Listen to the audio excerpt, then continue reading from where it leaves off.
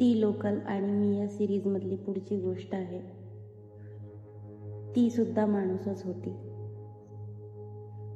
ही लोकलमध्ये भेटलेली एक व्यक्ती आहे, त्याबद्दल मी तुम्हाला सांगते आज. टायटल आहे ती सुद्धा माणूसच होती. सकाळी 8:15ची विरार फास्ट लोकल थेट चर्चगेटकडे निघाली होती. विरार स्टेशनच्या फलाटावर मी उभी होते. ऑफिसला जायची रोजची धावपळ, पण त्या दिवशी काहीतरी वेगळं होतं. वातावरण शांत नव्हतं, गर्दी होती, पण माझ्या मनात एक विचित्र शांतता. लोकल आली, धावपळ झाली आणि मी कशीबशी महिलांच्या डब्यात चढली. माई 2 रुपये टाका, माई 2 दुवा देई, एक आवाज कानावर पडला. आवाज ओळखीचाच होता. अशा आवाजांना आपण गृहीत धरतो. दर काही दिवसांनी कोणीतरी तृतीयपंथी व्यक्ती डब्यात येते, दुवा देते आणि आपल्याकडून 2 रुपये घेत पुढे जाते. आज पण तसंच काहीसं वाटलं, पण हा आवाज जरा वेगळा होता. त्यात एक गडद वेदना होती. आवाज मागे वळून पाहिलं तर एक साडी नेसलेली, डोक्यावर लांब केस गुंडाळलेली, थोडासा मेकअप केलेली तृतीयपंथी व्यक्ती होती. पण चेहरा काहीतरी वेगळंच बोलत होता. ती प्रत्येक महिलेकडे एक एक करून पाहत होती आणि नम्रतेनं बोलत होती. मी गाणं गाणार नाही, शिवाय देणार नाही, फक्त ऐका, एक क्षण बस, एक क्षण. सगळे थबकले. मोबाईलवरची बोटं थांबली. काहींनी तोंड वाकळं केलं, काहींनी चेहरा दुसरीकडे वळवला. ती म्हणाली, माझं नाव माधुरी आहे, पण माझा जन्म झालेला तो एका मुलाच्या शरीरात. माझ्या आईबाबांनी माझं नाव ठेवलेलं मयूर, पण मला ते नाव कधीच आपलंसं वाटलं नाही. तिचा आवाज हलत होता, पण डोळ्यात पाणी नव्हतं, कारण ती रडून थकली होती बहुतेक. लहानपणी मला बाहुल्या खेळायला आवडायचं, आईला मदत करायला आवडायचं, पण बाबा म्हणायचे, हे काय बायकांसारखं वागतोस. शाळेत मित्र हसायचे, हिजडा हिजडा. मला तेव्हा काय कळायचं नाही. मी फक्त वेगळा होतो. एक क्षण थांबून ती म्हणाली, मला प्रेम झालं होतं एका मित्रावर, पण त्याला सांगितल्यावर त्याने मला ढकलून दिलं. म्हणाला, तू राक्षस आहेस. मी त्या रात्री रेल्वेच्या रुळाजवळ बसून होते, पण अचानक एक म्हातारी आली आणि म्हणाली, तू असा मरणार नाहीस, तू लढ, तिच्यामुळे जगलो. तू लढ, तिच्यामुळे जगलो मी. आज इथे तुमच्यासमोर आहे.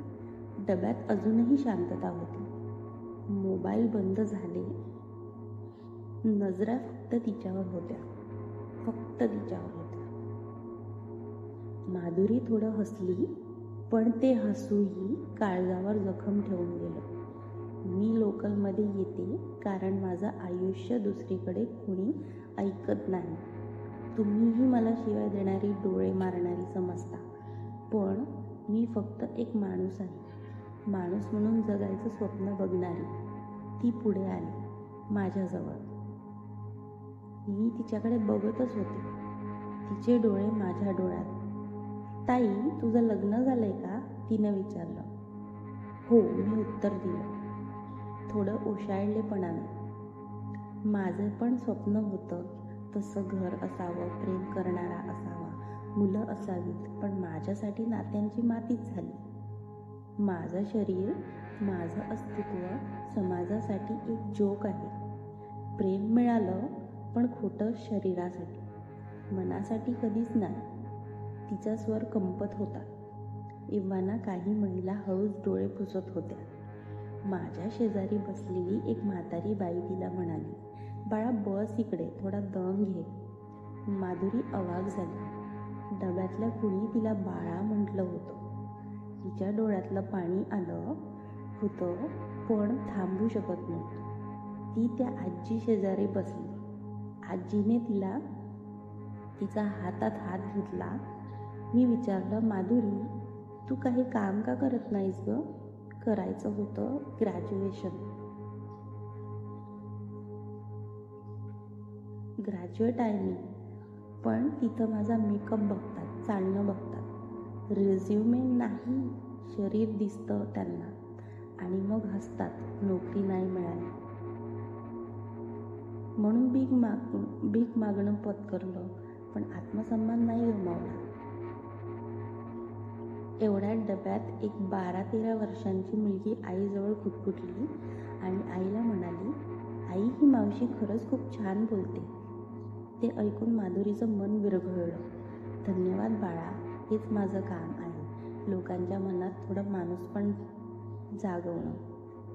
लोकल दादरला आली. ती उठली. तिच्या डोळ्यात एक आशा होती की आजच्या डब्यात तिला माणूस म्हणून ओळख मिळाली. ती निघणार होती, पण थांबून म्हणाली, माझ्याजवळ पैसे मागायला आले नाही, फक्त एवढंच मागते, तुमच्या वेळी अशी कुणी भेटली तर तिला अरे ए म्हणायच्या ऐवजी तिचं नाव विचारायचं आणि तिच्या डोळ्यात एकदा डोकवायचं. कदाचित हे तुझं दुःख सापडेल. डब्यात टाळ्या वाजल्या नाहीत, पण डोळ्यातले अश्रू ते तिचं स्वागत होतं. माधुरी उतरली. ती गेली, पण तिचं अस्तित्व त्या डब्यात शिल्लक राहिलं. माधुरी उतरून गेली, पण ती शांतता ती डब्यात अजून होती. माझ्या मनात मात्र वादळ उसळलेलं. तिच्या शब्दांनी काहीतरी हलवलं होतं की जे वर्षानुवर्ष बंद दरवाजामागे दडलेलं होतं. त्या दिवसानंतर मला ती आठवायची रोज, प्रत्येक प्रवासात. कधी दादर स्टेशनवर, कधी चर्चगेटच्या फुटओव्हर ब्रिजवर ती दिसायची आणि मी तिच्यापाशी जायचं धाडस मात्र कधीच करू शकले नव्हते. एक दिवस अचानक मी चर्चगेटच्या बाहेर एका कोपऱ्यावर तिला पाहिलं. ती एक छोटंसं पोस्टर लावत होती, हिजडा नाही, माणूस आहे. त्यात तिनं तिच्या हातांनी रंगवलेली एक छोट्याशा मुलीची आकृती होती आणि खालचं वाक्य होतं, माझं अस्तित्व नाकारणं सोपं आहे, पण माझ्या भावना नाही. मी त्या दिवशी थांबले.